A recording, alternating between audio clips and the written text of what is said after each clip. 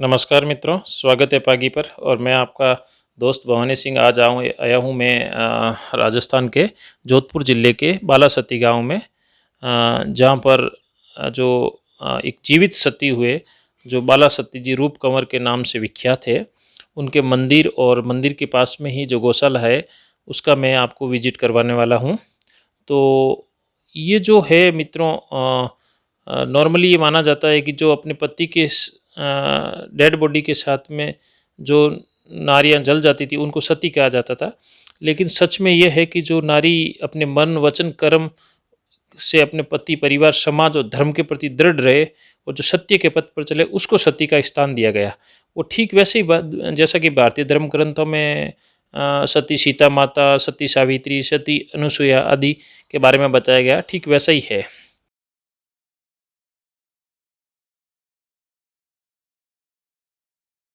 और ये सामने आप देख रहे हैं जो मंदिर का मेन गेट है।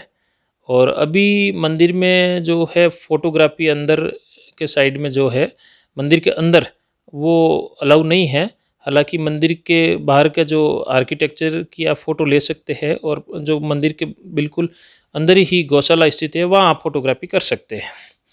तो जो बाला सती जी का इतिहास कुछ इस प्रकार से है। इनका जन्म जोधपुर ज़िले के रावणिया गांव में 1903 में हुआ था।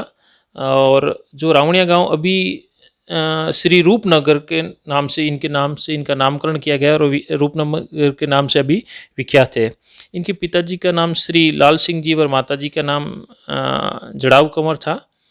और बचपन से ही जो बाला सतीजी बाप जी थे वो आध्यात्मिक प्रवृत्ति के थे। तो अपने ताऊ जी जो इनके प्रथम गुरु भी माने जाते हैं श्री चंद्र सिंह जी से काफ़ी प्रभावित थे। इनके साथ में वो पूजा पाठ और आध्यात्मिक जो एक्टिविटीज थी उसमें भाग लेते थे। तो सामने देखिए मित्रों, ये जो है मंदिर के पीछे का जो फोटोग्राफी मैंने की है, बहुत ही भव्य मंदिर बना हुआ जो गौशाला की साइड से।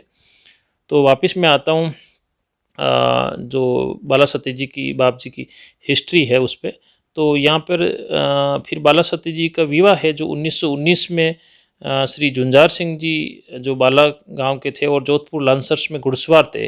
वही जोधपुर लांसर्स जिसने हाइपा का जो युद्ध है इजराइल में जीता था उसमें घुड़सवार थे। लेकिन अनफॉर्चुनेटली विवाह के 15 दिन बाद ही उनकी असामयिक मृत्यु हो गई।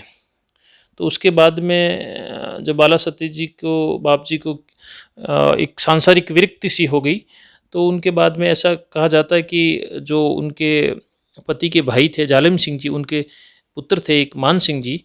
तो मान सिंह जी छोटे थे तो उन बाला सती जी बाप जी का उन पर एक विशेष स्नेह था और उनको एक पुत्रवत पाला। लेकिन 34 वर्ष की आयु होते होते थे उनकी भी मृत्यु हो गई थी। उसके बाद में बाला सती जी को सांसारिक जो जीवन से है काफ़ी विरक्ति हो गई। और जब ऐसा बताते हैं कि जब उनको अंतिम संस्कार के लिए ले जाया जाने लगा तो बाला सती जी ने अपने पुत्र के पीछे अपने देह त्याग करने की सोची और सतीत्व की भावना आई।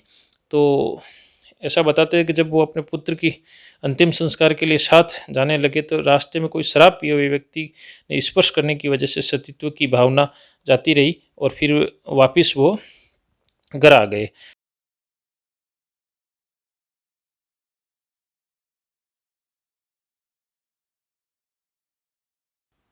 जब अपने पुत्र की मृत्यु हो गई तो उन्होंने एक संत का जीवन जीना शुरू किया। जैसे भूमि पर सोना, एक समय ही भोजन करना और गौ सेवा भजन में अपना समय ज़्यादातर व्यतीत करने लगे। और जब ऐसे समय गुजरता गया तो ऐसा बताते हैं कि जब 1942 में उनको एक विशेष आध्यात्मिक अनुभूति हुई और उसके बाद में जो उनके मुख से जो वचन निकल जाते थे जो भी, तो वो फलित होते थे। तो उनके काफ़ी चमत्कार भी है। ऐसा बताते हैं कि उन्होंने 1943 में अंजल को त्याग दिया था। हालांकि अपने परिजनों के विशेष आग्रह पर उन्होंने अन्न और जल को लेने के लिए एक दो ग्रास लिए थे भोजन के, लेकिन फिर वापस वो उल्टी होकर बाहर आ गए थे। तो उसके बाद में उन्होंने बिल्कुल अन्न जल, हालांकि उनकी कई बार परीक्षा भी ली गई कि ये कहीं झूठ तो नहीं बोल रहे हैं, लेकिन वास्तव में जो उन्होंने अपने जीवन का बड़ा जो समय है वो बिना अन्न जल के व्यतीत किया। और उसके बाद में जो उनके चमत्कारों में बहुत सारे चमत्कार ऐसे भी है, जब उन्हीं के गांव के एक व्यापारी थे चंपालाल जी, उनके एक पुत्र था गजराज, उसकी डेथ हो गई थी। उसके बाद में बताते हैं कि उनको उस पुत्र को जीवित किया था बाला सतीजी बाप जी ने, और महंत दर्शन राम जी को भी मौत के बाद में उन्होंने जीवित किया था।